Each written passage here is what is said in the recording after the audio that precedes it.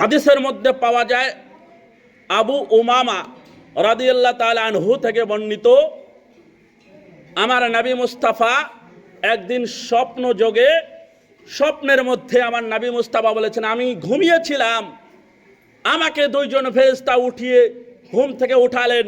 উঠানোর পরে আমাকে নিয়ে গেল এক পাহাড়ের উপরে।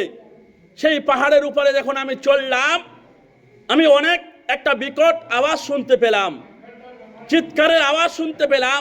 আমার নবী মুস্তাফা বলছেন, ফেরেশতাদেরকে জিজ্ঞাসা করছেন যে ফেরেশতাগণেরা এই আওয়াজ কোথা থেকে আসছে, এ কিসের আওয়াজ?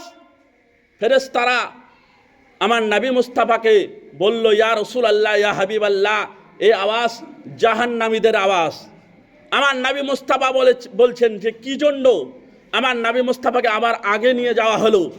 একটু আগে গিয়ে আমার নবী মুস্তাফা দেখলেন যে জাহান্নামের মধ্যে এমনভাবে শাস্তি দেওয়া হচ্ছে, কিছু মানুষকে তার পাগুলো উপরে ঝুলিয়ে দেওয়া হয়েছে, মাথাটা নিচে এইভাবে লটকিয়ে রাখা হয়েছে, আর তার গালগুলো ছিঁড়ে ফেলা হয়েছে, আর তার গাল থেকে যেন ঝরঝর ঝরঝর করে রক্ত প্রবাহিত হচ্ছে, রক্ত পড়ছে, আর তারা যেন চিৎকার করে আর্তনাদ করে কান্না করছে, তারা যেন অনেক চিৎকার করে কান্না করছে।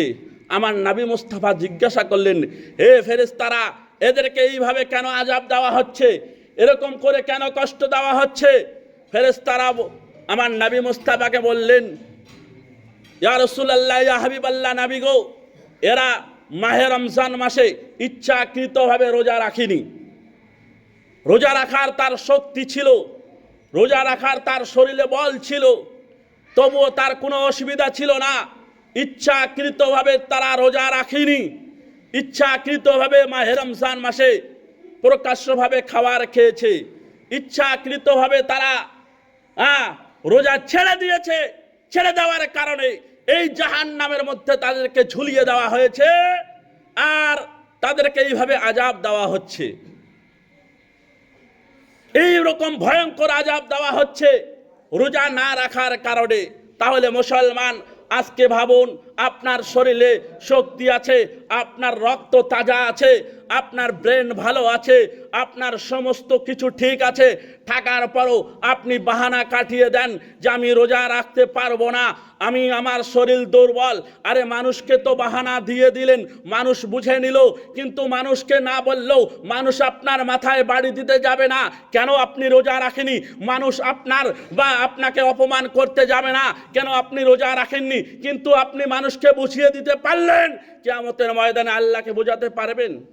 চিন্তা করুন, একবার বুকে হাত দিয়ে কেউ বলতে পারবেন যে এই অসুবিধা আমার হয়েছিল, আমি আল্লাহকে বুঝিয়ে দিব? কারণ আল্লাহ তো আলিমুল গায়ব, আল্লাহ তো সব কিছুই জানেন, আল্লাহ তো অন্তরের খবর জানেন। আল্লাহ আপনি সুস্থ আছেন কিনা আল্লাহ জানেন, আপনি কেমন আছেন, আপনার শরীর কেমন আছে, আল্লাহ তো সব কিছু জানেন, আল্লাহ তো মনের খবর দাতা, মনের খবর জানেন। তাহলে এ মুসলমান, আজকে কাকে ফাঁকি দিচ্ছেন? আজকে মানুষকে ফাঁকি দিচ্ছেন না, আজকে নিজেই নিজেকে ফাঁকি দিচ্ছেন, জাহান্নামে যাওয়ার জন্য রাস্তা পরিষ্কার করছেন। আজকে